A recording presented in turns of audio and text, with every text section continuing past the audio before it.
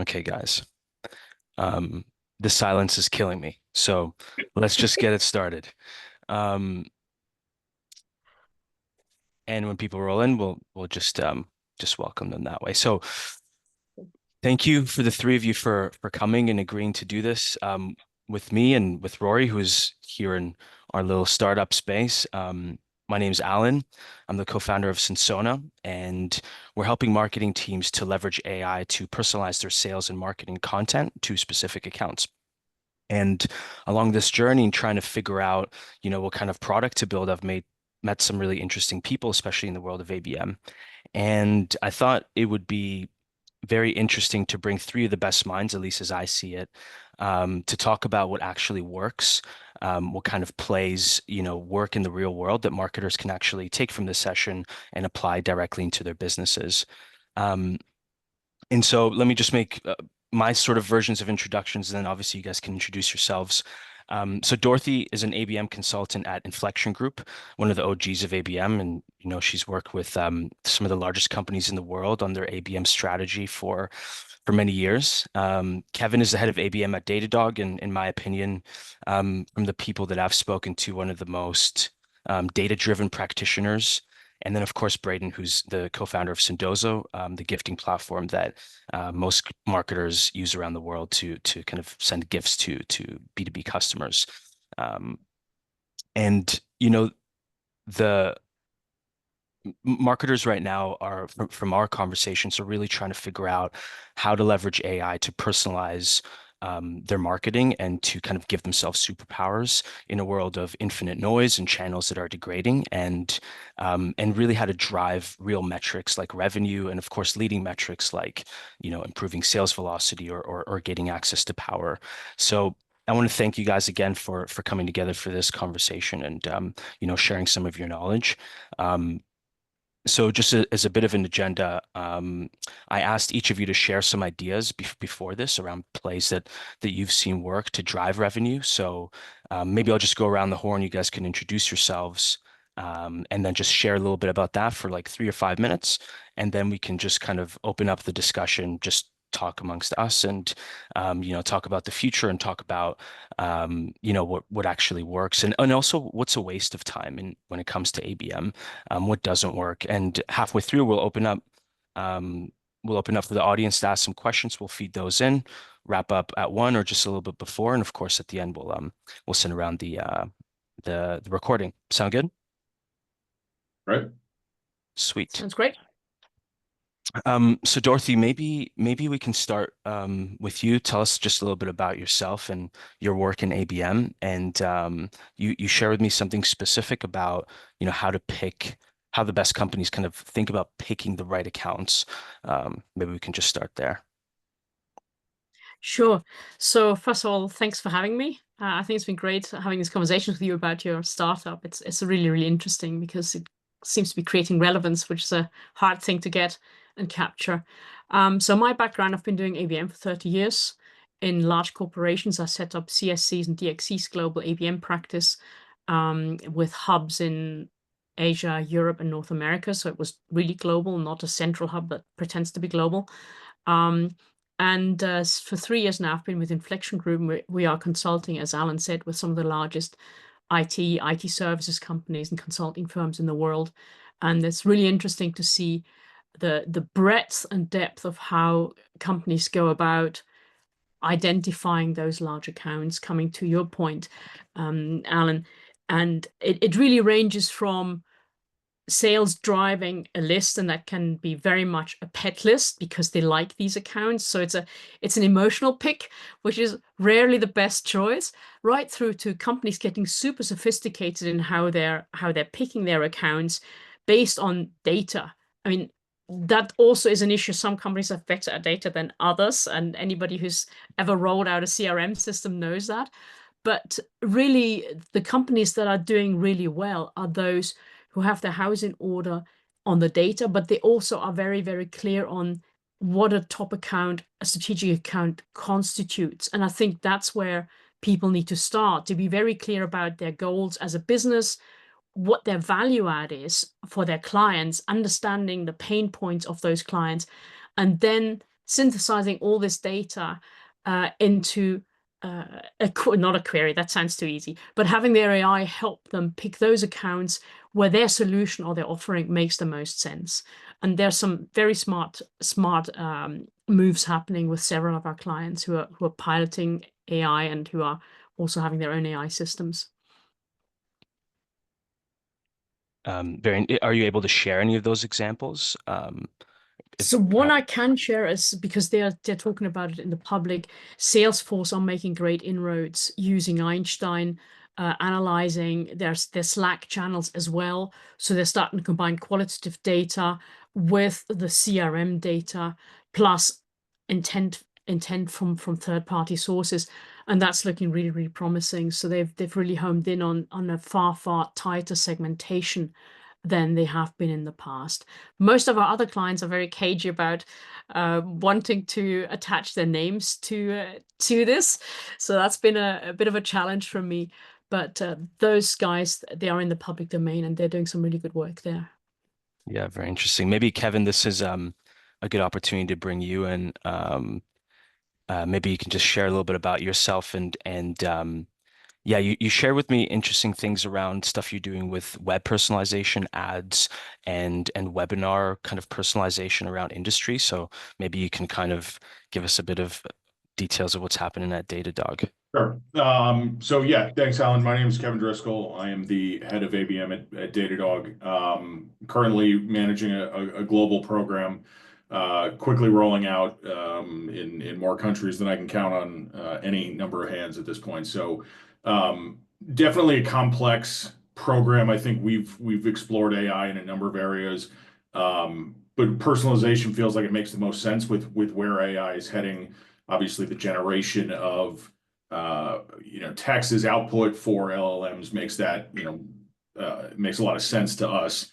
But in terms of things that I've seen work from a play perspective, I think your first and most valuable personalization channel is going to be the website, right? Because ultimately we see that increased web traffic is the most sort of correlative sign for pipeline generation out there, right? And it makes sense because people, before they open a deal with you, are going to either share the information around, meaning more people are going to end up on your website, or they're going to have to do deep research to kind of pull out what it is that they want to build a business case around, for their leadership or what have you. So ultimately, I think personalizing the web is really important. I think there's a couple ways you can go about that, right? You can think about just sort of dynamic personalization, calling out a company name if you have that capability technologically, or you can do sort of deep personalization on the, in the sense that you hard code a page for a particular individual or a particular account, particular buying group, or whatever the case may be, and then use that for outbounding, right? I think I've seen both of those work. And we see increased click-through rates, increased conversions when we do personalized web experiences versus not, and just leaving the base case up. So, I do think you have to be careful because that can really be, a spiral of a ton of work that's going to need to take place to make sure that your website is personalized. But if you can balance that against the results that you can project based on a couple of experiments, that I think can make a lot of sense. On the ad side, especially with LinkedIn, we see that personalization of ads is very effective, meaning it increases our click-through rates, our lead form completion rates, the number of leads that take meetings when we personalize ads either toward an industry pain point or towards a company. It's not the easiest thing to do. A lot of times you have to do it by hand, but personalizing those ads can really make a difference in terms of your yield. And that can also make up for some of the higher CPMs that you're inevitably going to see on the digital side for any time you're targeting, a smaller grouping of accounts through ABM. So, that's another thing I've seen work. I think in terms of events and webinars, really, it comes down to how can you start to break out those events or webinars into segments, right? So you've got industry tracks, you've got persona tracks, you've got whatever, however your buying groups or however your personas kind of split up, that can be an interesting way of personalizing. You wouldn't really think about it like true personalization, but really anything that you can do to make the experience, more proficient and more approachable for someone, I feel is personalization in the marketing context. And so I think if you just stop that journey at getting them in the door, either through the web or through ads, you're missing a big beat on what that kind of nurturing funnel looks like. And that's I think really important as well. Yeah, awesome. I'd love to dig more into those examples. Brayden, you maybe you want to introduce yourself. You share with me some stuff around events that you guys have used Sendoso for your own business, obviously for your own kind of sales motion, to kind of pick off of Kevin's last point there as well. Yeah, so I'm Brayden. I am the co-founder, or I was the co-founder of Sendoso. I actually just left last week to go build a new company, which is called Experts. The idea behind it is we connect your prospects, that web traffic Kevin was talking about, to your customer base. So you skip sales. The idea is like they're your advocates and no one reads reviews. So why not make that connection right away as like a first step in the sales process? So excited about it. Sendoso, I'm still an advisor there. Uh, it's a gifting platform. We help with direct mail. We do a ton of it. We probably do the most out of any direct mail company in the B2B space. It's amazing because we started around 10 years ago, and like as Dorothy was saying, we kind of hit it when there's like the resurgence of account-based marketing. It's one of those things where it was like, hey, like account-based marketing is the new big thing again, and it was like it's been around for a while, and like but like the thing is like it's one of those things where like well now we're tracking it and we're making it easier to automate. So yeah, Alan, I shared a couple examples, and like I wouldn't call these things anti-AI, but I would definitely call them like I think like when you work to sell a deal or you work as a marketer to get someone in the door, AI is amazing as a tool, but I still think there has to be a conversation with a human being before you sign a contract and before Sure. you. And so I think that that's an important thing to remember. I love PLG's plays. I think that's great, but there's still a model of like there's an upsell and like that typically involves a human still. I don't think that gets replaced anytime soon. It's my hot take for the day. I think that there's still going to be like a human to human connection at some point to get a deal closed. But yeah, the three examples I shared. So conferences are huge for us. I mean, we do a ton of conferences at Sendoso for our customers.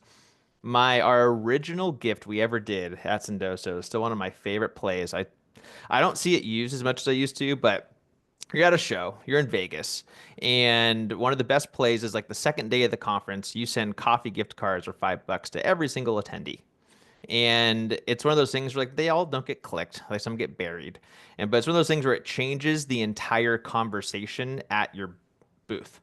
Where someone's like, "Oh, like didn't you send me coffee this morning?" You're like, "Yeah, I did." Like you're basically like hitting reciprocity right away at a conference, which is really important. I think it's a really nice way to start a conversation.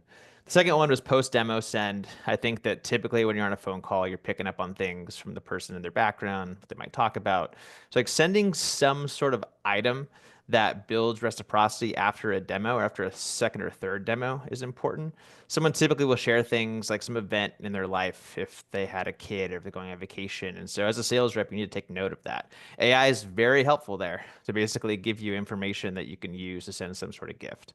And then renewal. I think Alan also mentioned like we see with renewals at Sendoso that people are very good at sending gifts to the signer of the contract, but not so much the user. Mm. And so like it's important to keep that in mind that your advocates, the people that we're trying to get onto an expert page right now at slash experts, those people that love you, like they're not always the signers. And so to remember that for gifting and for referrals, that these are people that, you know, you need to thank, that you need to stay in front of as well. So lots to talk about there, but yeah, thanks for good to be here. Thanks for the invite. Yeah, of course. Yeah, so maybe I don't know if I have questions, but obviously, but if you guys have questions for each other, I think that's even more organic just based on your experiences and what you shared, if anything sort of comes to mind. And obviously the audience, if you guys have questions, just write them down and in about 15 minutes we'll start kind of tackling those as well. Maybe a comment more than a question. I think what both Kevin and Brayden said really resonated with me because I spent a lot of my time doing large scale pursuit marketing, and I was actually part of the group of people who helped LinkedIn narrow down their target audiences to just 300. Before that wasn't possible. So we spent a lot of time with them, and that does drive conversion. The cost is higher per impression, per click, whatever you go for, but the return on that investment is so much greater, and it really pays if the deal is large enough to spend that effort. And as Brayden says, the people who are the users, the end users, in an ABM perspective, you absolutely mustn't forget those, because they're the influencers. They're the people who will sing the praise of your brand or not, and who you want to stay in touch with and front of mind with as well. So totally get both those points. I think they're great. I think I've always told our sales reps this at Sendoso is that you're selling Sendoso, which is great, but you're also building kind of your own Rolodex of people you're selling to. And like marketers tend to jump around a lot. And like that's our ICP. And like right now with this new company, we're selling the exact same people that we sold Sendoso to. And so to make sure you keep up those relationships is important from the sales side and the marketing side. I think that it's not just the job of CX, but to make sure those stay strong, because you might be selling them again, or they might jump and you try to sell them another product. So it's important to keep, your LinkedIn up to date, et cetera. Yeah, I mean, Brayden and Dorothy, I think you both hit on the user side, right, which is traditionally a PLG motion. The reality is the more I see companies going up market, the less true PLG I see happening, right? I mean, I agree. inevitably you run out of the organic growth that you can drive through just product adoption, and there needs to be either a human or some, advertising outreach outbound layer that can start to bridge the gap between your users that love you and everybody else that for whatever reason is blocked, competitive install, lack of leadership buy-in, lack of solution, budgeting, whatever. And I think that's really changed the game for ABM as well, right? Because it's less about just going to the top, right? ABM, when I was growing up in marketing, used to be synonymous with executive level communications. And now I see more and more ABM being used to go target users for bottoms up and kind of adaptive PLG motions, which I think is really interesting as well. Yeah, the amount of founders that I talk to that are building really cool things, but want to go the route of building like a Figma or a Slack, where it's just like the PLG millions of users, sounds amazing, but it's also incredibly expensive to get like that, Very that kind of expensive. advertising to use your system. And I think it's all luck about the right time too. Yeah, I think you have to weigh that up. And when I talk about influencing the end users, I really talk about larger, more complex sales, but that can still be influenced. Where I'm a little skeptic is when ABM gets scaled to hundreds of thousands of account, and that's not ABM. In fact, that's probably not even good marketing, so as far as I'm concerned. And I think the less of a human interface, human control you have there, the higher, particularly when you talk about strategic account, the 20% that make up 80% of your business, if you just unleash AI on that, and sorry, every now and then my English vocabulary slips, but unbridled, I think you're running in danger of alienating those accounts that are most valuable to your company. And I see a trend there, and actually there's a blog post going out tomorrow where some marketers who are ABMers are being pushed by people who see the shiny dollar signs in AI and its ability to help. They're pushing them to volume metrics like productivity. Seriously, you pay me or you want me to report on how many ads I produce? That's not the point. How does that translate to business results? And unless the marketer, particularly ABM, can draw that line from the idea and the initiative to actual impact, top and bottom line impact, then then we have an issue. And that's where I see a danger where generative AI will drive bad behavior and with that bad results. I don't know. What does everybody else feel about that? It almost makes me think of like when I was like a SDR and like Yesware and Outreach and those tools came out, and you could send like 10,000 emails in a given day. And you're like, oh, I sent 10,000 emails, and so I got 1 or 2 responses, so that's a win. And you would burn your entire CRM trying to get a bunch of meetings, and you get a couple, and you're like, awesome, big win.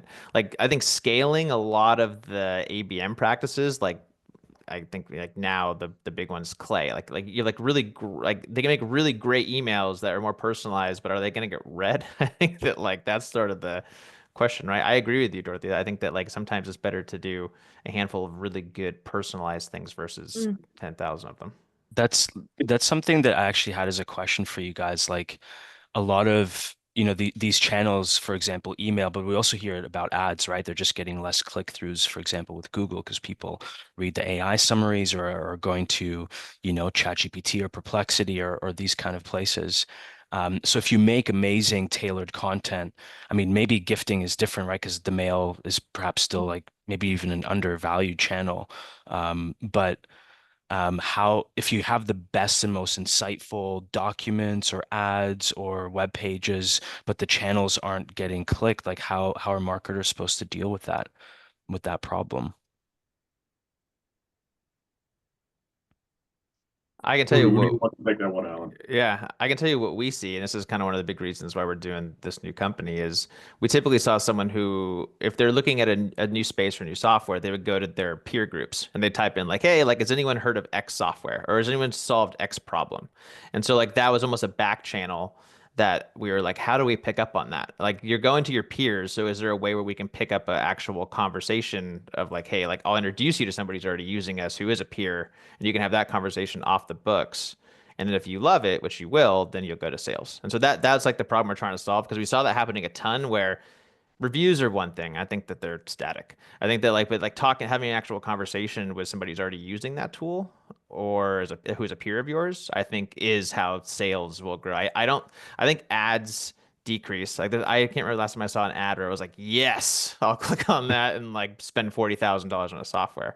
I think it's all about like almost like trying to scale like word of mouth through using your advocates.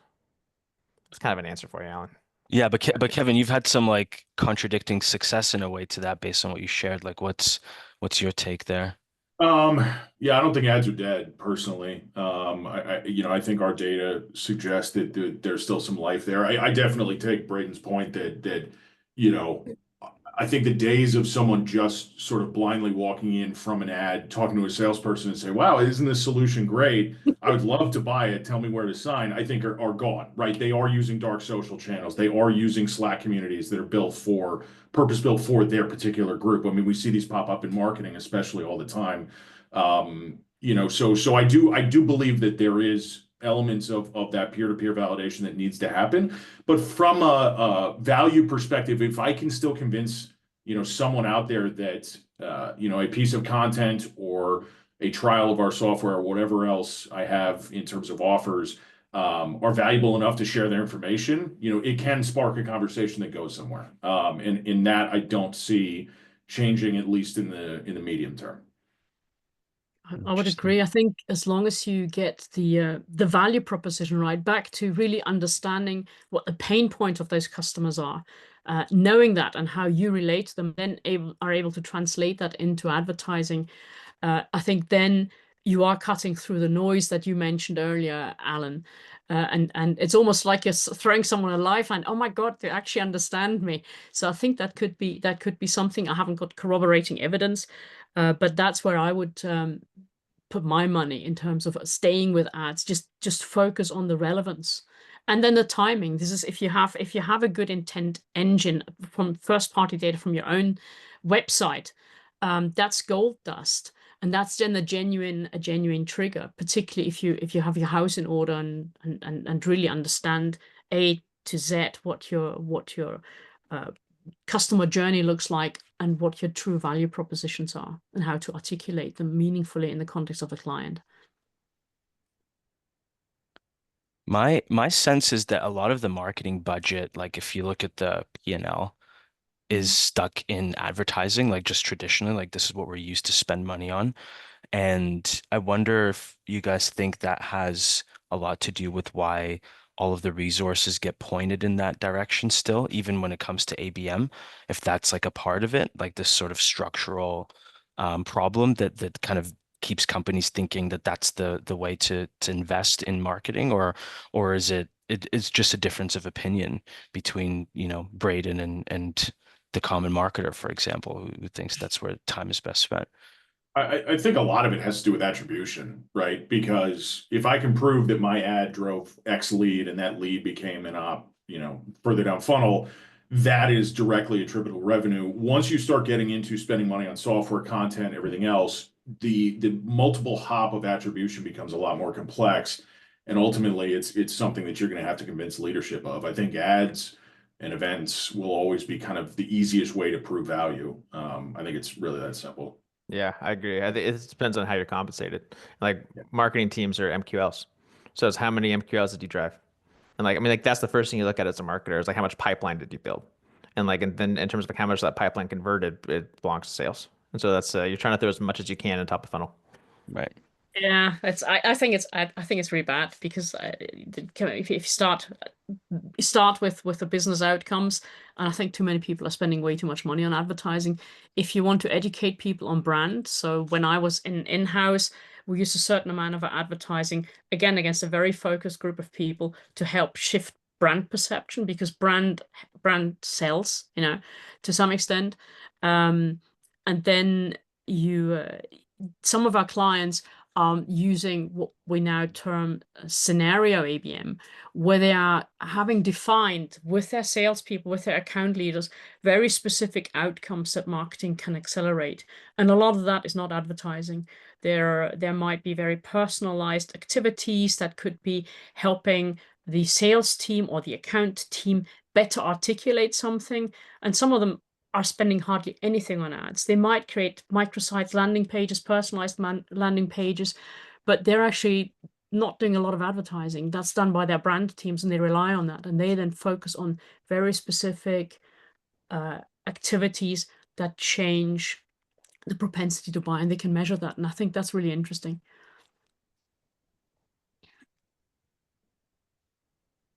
Um, sorry, I think we've got a first question here. Let me just see if I can consolidate. It's a little bit long.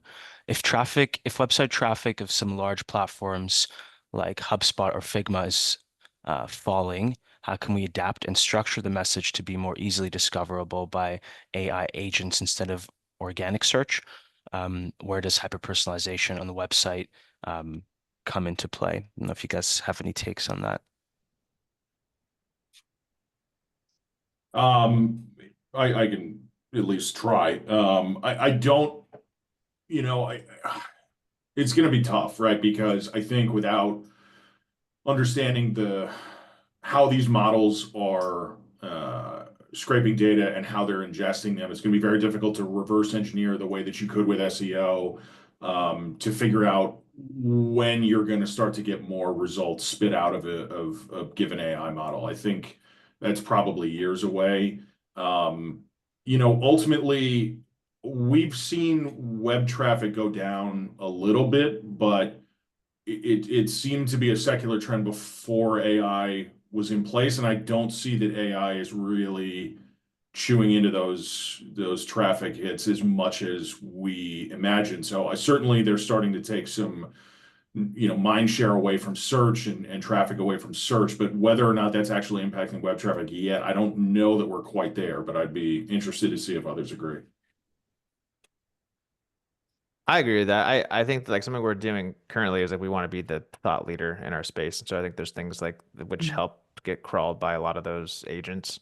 I think like if someone asks a question and you're the first thing that it's serving up, that's important. So I think it's you got to heavily invest in content, which is easy with AI too. So I think you can typically have a lot of content out there that gets crawled, that gets fed into those systems, which I think is important.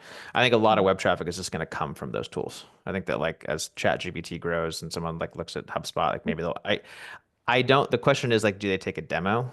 I don't know. I think that'll be the interesting one. Or is like a PLG motion and an upsell motion. That'll be the one that'll be telling. So it's almost like you're in the system, but you're in a sales cycle too. So that'll be a interesting one to look at. Yeah, one of the things that obviously you guys, all three of you know what we're building at Synsona, right? With personalization, and we're scraping annual reports and quarterly earnings statements. We're just trying to go really, really deep on accounts and then pull data from all of this kind of disparate sources. I think we're still scratching our heads as to like what's valuable in different parts of the sort of the sales cycle. If you're trying to upsell it, like grow a customer, if you're trying to bring in like a net new customer, do we want to take as much of that data as possible and name drop the CEO and their kind of growth goals? And is that too much? Should you actually be personalizing at the persona level and just really speak to, for example, the world of the ABM or the world of like a operations manager, and that's actually better than if you try to over engineer that personalization. I wonder what your guts, just being in this world for a while, say about that. Yeah. I'd go with the firm, it depends. Ooh. Yeah. A, Yeah. A, on the type of ABM you're Are running, you a lawyer? Sorry, go no, ahead. no, I did no, but I have friends who are lawyers. No, if you do strategic ABM and you're going after a super large deal, there are actually times where you're not even supposed to personalize to the individual because it can get you eliminated. Yeah. And that's really awkward when that happens. If you're doing what people call one to many, I think you stay at the persona level, and then there's this bit in between where you say, "Okay, this is a segment." It's not a super top account, but it could become one, and there you can trial. But again, there might be differences by industry and even by geography. You might be able to do this in North America more easily than say in GDPR covered Europe, and in certain countries in Europe, like I'm German, and if it's too personalized for my fellow countrymen and women, then that can be really awkward, and they might have the opposite effect. So I think it's understanding the audience, and what type of player, ABM player you have, and then dial it up or down. So I'd say give the users options in terms of what you do, or pick something that says, okay, here it is safe if you want to hyper personalize. Yeah, I think that like just to add, I think it depends on like what industry and like what segment, SMB, mid-market, enterprise, right? I think there like a hot take. There are the disco call, I think should be dead. Like maybe if you're selling like a massive enterprise deal, but if I ever jump on a phone call and someone's asking what my tech stack is, it's like that's very easy to find. Or someone's actually like, hey, like think like questions like that, very basic questions of an entry level sales rep who's walking you through those things. That is not a good way to start a sales cycle. I think that like, and also this is another one which might not agree on.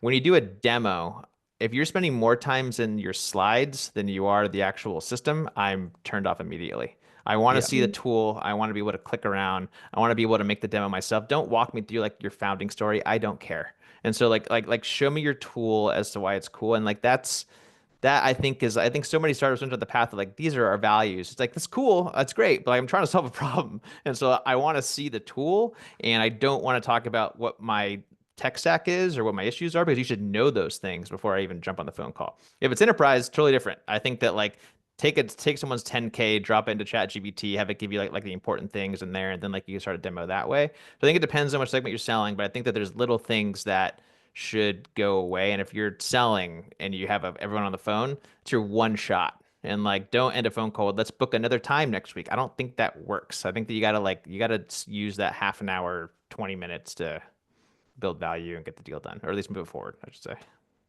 Yeah, to be honest, Alan, I don't know why the answer couldn't be just do all the above, right? I Yeah. mean, especially how you're mentioning it, right? AI is making that baseline of personalization at the company level like pretty straightforward, right? So, and the way I think about this is like we saw ABM, automation became kind of the status quo, right? Everybody could automate and scale efficiently. AI is only going to put fuel on that fire, right? So if everybody's at the same level of competency around AI, and obviously there'd be a couple that are above and below or whatever, but if that's the standard, then you've got to figure out how to get above that. And I think, using company level personalization as your baseline and then allowing either reps or marketers to scrape call logs, meeting notes, emails from Salesforce, using, call recordings, whatever the case may be, to find that way to personalize, to the individual, not just the persona, but literally the person in front of you. I think that's going to help increase, Absolutely. KPIs. Yeah, what is Kevin, what if like you talked about those landing pages that you've done that have seen like significant click-through rates or book to demo? Yeah. Um what was actually on those things that worked It's for you pretty guys? simple. I mean, it's basically a breakdown of what we either assess or know the problem of the account, is. So it's an We existing, these realize, are existing customers that you're using no, these for. mostly prospects. Prospects. Okay. But we'll figure that out either through a rep or through what we can find, in terms of 10Ks and crunching that publicly available information. It helps that most of our top prospects are public, right? So there's a lot more information out there. Once you start getting into the private markets, good luck with that level of personalization. But nonetheless, um, figuring out how we can ladder up to whatever it is that their stated objectives, like you mentioned, the CEOs, we got to increase top line, reduce costs, whatever, figure out how our solution maps into those various areas of growth for the company. And then, mostly focus on that personalization to the individual and seeing how it can help through trial or demo, depending on the level of the user. And then if you're talking sales cycle, I imagine like what's the average now? Like 13 people involved to do a deal. And so I think that like Yeah. I think on a call you need to suggest who those people are. Like, hey, and like have a timeline. Like here's what we usually see at call. Like these, introduce these people and let's, here's the thing you can send them. It's your job to guide it and to get it done. Yep. I think it also depends a little on the complexity of what you're selling. For If sure. you have something that's highly transactional, that's easier than selling some complex enterprise solution, and that that will then also drive the level of personalization and the quality of the outreach that you need to do in order to succeed. Yeah, for sure. I mean, I remember at Salesforce when we, with all the big stack and the bigger customers, it was a very different expectation of how we impact the whole business and what we had to put in front of them. Yeah, Yeah. and that Um, really. Oh, sorry. no, go ahead. Go ahead. Because that really exponentially increases your risk. That the higher the value of your transaction and the of course hopefully the quality of the problem that you're solving, the riskier it becomes to just automate your AI with AI and without due human oversight. So that again, maybe people could, or we're doing it with clients, but develop like a framework that says, okay, this is the risk to the business if we get this wrong versus low risk. And at the lower risk end, take a directional policy matrix or whatever. At the lower risk end, you can try it. You can use that even to trial with AI and actually start analyzing where you have success to then inform plays and motions higher up that hierarchy. But kind of, I'd start in the less dangerous end than at the top end. That's a really good point. I think like because you're almost enabling whoever your champion is there to sell that deal internally, which is a massive step that I think that like a lot of people miss. I mean, you figure like you have like what 10 seconds to that person saying an email or talking to someone on Slack as to like how that demo just was. I think that's a really like having those tools for that person, that's only going to help them get that done. Mm. One of the things that I'm because we've talked to sales leaders and marketing leaders as we've developed our product, and it seems like both are trying to kind of, well, marketing's helping, especially in B2B, they're helping solve a problem for sales, right? They're kind of supporting sales and creating funnel. But with this world of AI and, before the marketers were less sort of privy to the customer pain points and the problems than the sales teams, and arguably still so if they're having the kind of the conversations. But like, where do you think the lines are being drawn between the role of marketing, for example, to supply, for example, Braydan, before you said you should know who would be in the next steps for that demo, right? Like, who are those people? And I'm talking to some ABM leaders at large companies that they're doing the account research as well, but so is sales. So like, where are those boundaries? I mean, is it like is it a tag team thing? Is sales going to take marketing seriously when they bring their insights to the table? How is that? How should companies manage that? I think like so it's on the sales rep who's leading the call, in my opinion. I think that that's the PM on the entire situation. And so there needs to be some sort of powwow connection before you hop on it, especially if it's enterprise customer, like you need to get that team together before you jump on the phone call, even if it's the first demo. Because like, but I think there's a balance between like jumping on with 2 people and you bring your team of like 15. I think that, like that's a little much. But Yeah. like I think that like there is an internal conversation first as to, hey, here's who we're talking to, which is on the sales rep. Here's who we're talking to, here's their pain points, here's their challenge, like walking them through whatever you're using. If you're using Bant, great. And so walk them through that. And then like everyone knows their role on the phone call. And it only gets more complicated as you go down because then you're talking to enablement, you're talking to, how are you going to plug into their CRM? So I think that all that lives with the rep, whoever that might be. Right. Mm. And maybe to add there, I think that's a really good question about what's the role of sales and marketing in this. And I think they're two sides of the same coin. Marketing has a set of information that sales doesn't traditionally look at. If you look at the engagement data, and what they see in their own marketing activation platforms, so maybe also third-party data that they pull, plus some qualitative data because of the interaction that have been taking place that were managed by marketing. Sales, like you say, Braydan, should really have a handle on their account. But if they come together and meet at eye level, and I think that's where marketing has fallen down over the last, well, few years, probably tens of years. I think marketing has become way too tactical and transactional. And this focus on volume metrics, on what is this funnel conversion, and then suddenly walking off because now it's sales' problem. I think that's driven partly the disrespect or the disconnect between sales and marketing. And I always like people to meet at eye level. You both add value, and then now just talk together and plan together, and then execute, have those joint touch points. Each player stays in their swim lane, but you coordinate with each other. And I think that's also where your solution, Alan, when you showed me the demo, that to me was I thought it was really great. So I'm grateful that you had me involved, because so many field marketers are now being pushed into ABM, and that is more strategic by its nature than normal field marketing. And I think what your solution helps do is bridge that gap, because a lot of marketers cannot articulate a quantifiable value proposition for the life of them. And I think this is where your solution actually can build bridges and also help improve the dialogue between sales and marketing again. Yeah. Alan, I think if I was to put my futurist hat on, right, I could see it going both ways, right? Like maybe marketing starts to own the commercial side of your business, assuming that you've got, a platform or a product that spreads across multiple sales segments. If AI allows you to kind of automate that, maybe there's not a need to have a named rep, closing some of those smaller deals. The flip side could be maybe marketing is less involved in lead gen because it can be automated with AI, pretty end to end, right? And that both of those situations would result in that sort of, pendulum moving between sales and marketing. But, in the interim, what I love with sales and marketing is who owns which contacts, or who owns which parts of the business or which parts of the buying group, right?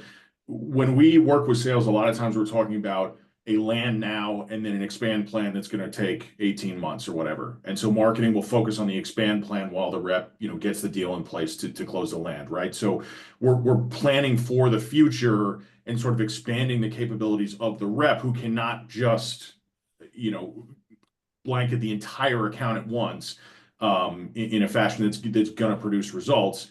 But again, that goes back to the relationship that Dorothy mentioned. You have to meet at eye level. I do think that sales will, if you kind of muster up the courage, will meet you at eye level. But it requires work, and it requires really understanding both your buyer and your product, because if you lose on either of those, sales is going to ignore you. Yeah, I agree Yeah, with that. I think like really well. the smaller you are too, the better that, or the closer that sales rep needs to be to being almost like a sales engineer.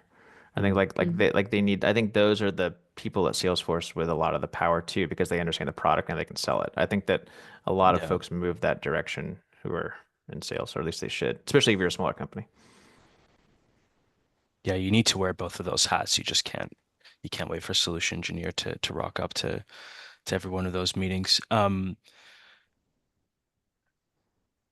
Kevin, so you said that that's interesting. Like you guys have, so before you guys are closing an account, you're already working with sales to think about how marketing is going to support the expansion of that non-customer already.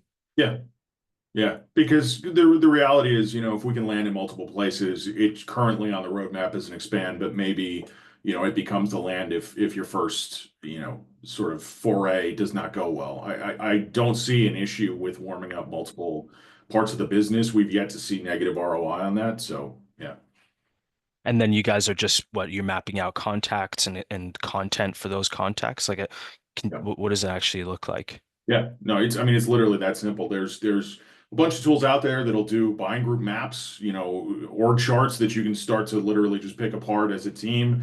We do some of that, but I think in general, the other thing is we just tag contacts in Salesforce as marketing or sales owned, and we work them that Right. way, and they can go back and forth pretty easily.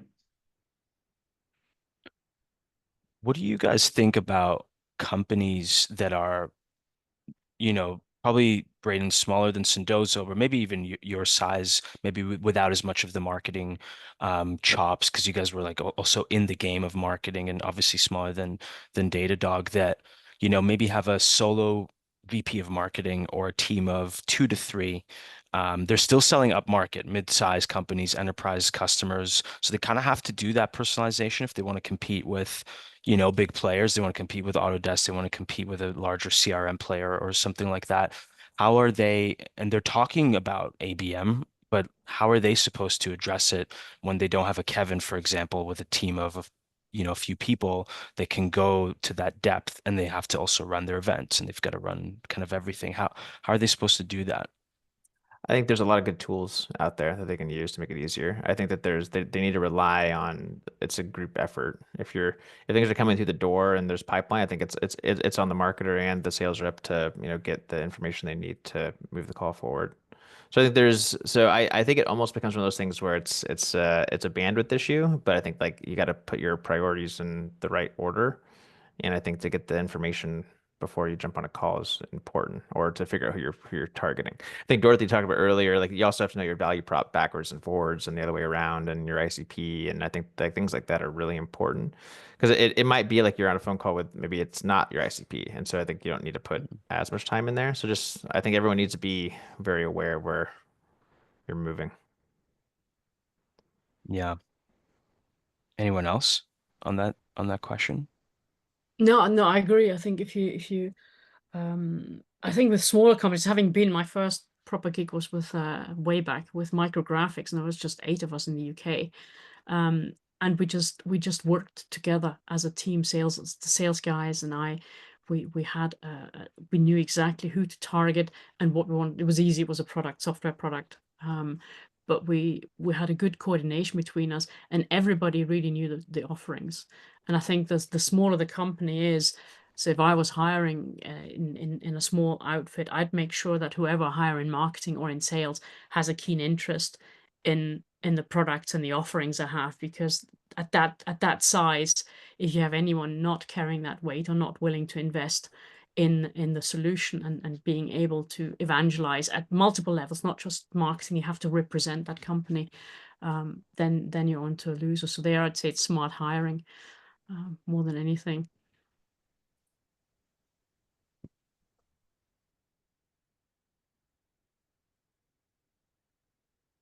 Kevin, I was leaving you a little space in case you wanted to give your take, but Honestly, as somebody who's not really had the privilege of going scrappy, I think I'll defer to okay. better experts than me. Okay. No, really, really good points.